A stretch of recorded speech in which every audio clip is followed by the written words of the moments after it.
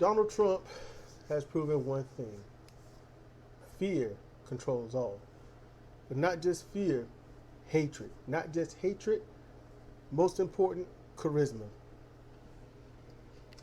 There's a lot of things that tie into this, but I want to be on the surface and I want to be direct. So, here goes.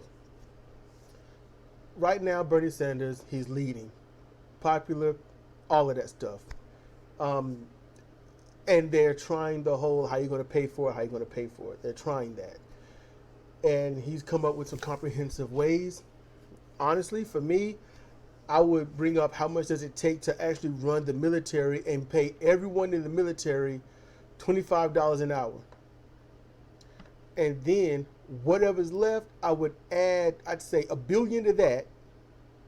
All right, for just in case emergencies.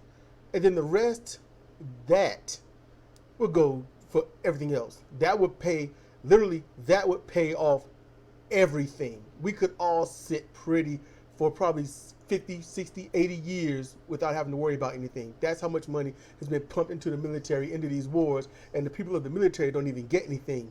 They don't. That's why they're emaciated sometimes. You know, they don't get a chance to have their lives correct. So right now, that's what's happening, and the oligarchs are failing. They're failing and they're frustrated. They're trying to not do this one thing. They're trying to not say, how will Bernie protect you? That's the last ditch effort. That's when you know they have run out of everything else. Because every time there's something like this, they'll throw out, they're going to protect you from the Chinese, this person's going to protect you from the Russians, are they going to protect you from the H1N1? Are they going to protect you from this virus or that virus? Are they going to protect you from, so that's, it's a protection racket thing, all right? And people say, whoa, I'm scared.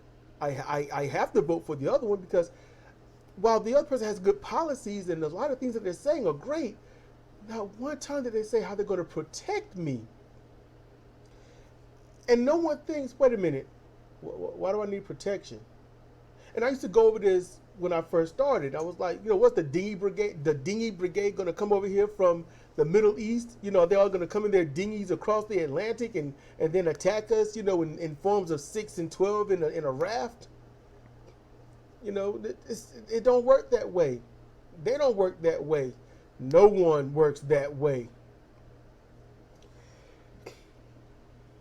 They're going to talk about the protection. So they're going to say, well, Bernie doesn't have a plan to protect you from cyber war. Bernie doesn't have a plan to protect you from home invasions. Bernie doesn't have a plan to protect you from the communist Chinese. They always throw that in there. He don't have a plan to protect you from the socialist Russians.